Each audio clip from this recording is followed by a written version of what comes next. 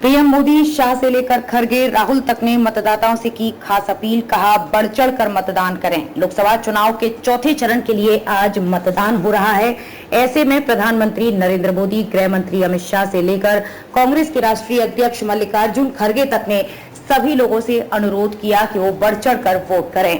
दुनिया के सबसे बड़े लोकतांत्रिक महोत्सव की शुरुआत हो गई है। लोकसभा के आज चौथे चरण के लिए मतदान हो रहा है। इस चरण में 10 राज्यों की 96 लोकसभा सीटों पर मतदाता 1717 प्रत्याशियों के लिए मतदान कर रहे हैं। ऐसे में प्रधानमंत्री नरेंद्र मोदी, गृह मंत्री अमित शाह से लेकर कांग्रेस के राष्ट्रीय अध्यक्ष मल्लिकार्जुन खरगे तक ने सभी लोगों से अनुरोध किया है कि वो बढ़ चढ़ कर वोट करें। प्रधानमंत्री नरेंद्र मोदी ने कहा, लोकसभा चुनाव के चौथे चरण में आज 10 राज्यों और केंद्र शासित प्रदेशों की 96 सीटों पर मतदान हो रहे हैं। मुझे विश्वास है कि इन सभी सीटों पर लोग भारी संख्या में मतदान करेंगे, जिसमें युवा और महिला वोटर बढ़ चढ़ कर हिस्सा लेंगे। आइए अपने कर्तव्य को निभाएं और लोकतंत्र को मजबूत करें।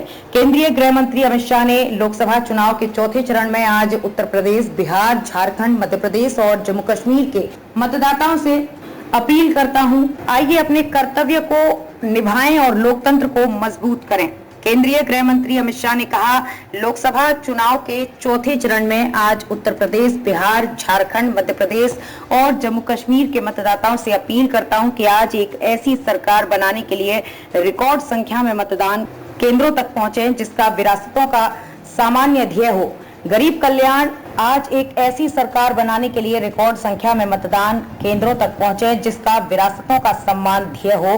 गरीब कल्याण जिसकी सर्वोच्च प्राथमिकता हो, नक्सलवाद का नाश जिसका संकल्प हो और विकसित भारत जिसका मिशन हो। आपका एक एक वोट स्थिर, सशक्त और निर्णयशील सरकार के लिए मजबूत आधार स्तंभ का कार्य करेगा।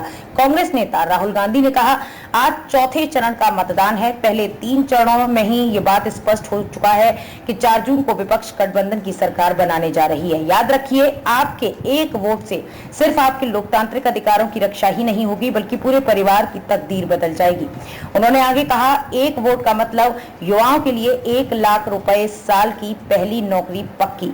एक वोट का मतलब गरीब महिलाओं के बैंक खाते में 1 लाख रुपए साल। इसलिए बड़ी संख्या में बाहर निकलकर वोट डालिए और बता दीजिए कि देश अपने मुद्दों पर वोट करेगा, भटकेगा नहीं।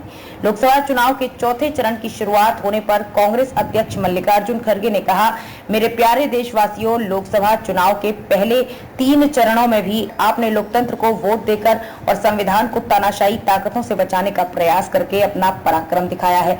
आज 10 राज्यों, केंद्र शासित प्रदेशों की 96 लोकसभा सीटों पर मतदान हो रहा है। उन्होंने आगे कहा, आंध्र प्रदेश विधानसभा चुनाव और ओडिशा विधानसभा चुनाव के पहले चरण का भी मतदान जारी है।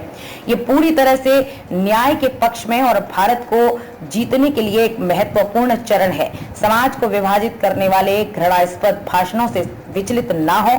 मैं आपसे आग्रह करता हूं, संविधान की रक्षा करने के हमारे सामूहिक उद्देश्य पर पूरी तरह से ध्यान केंद्रित करें।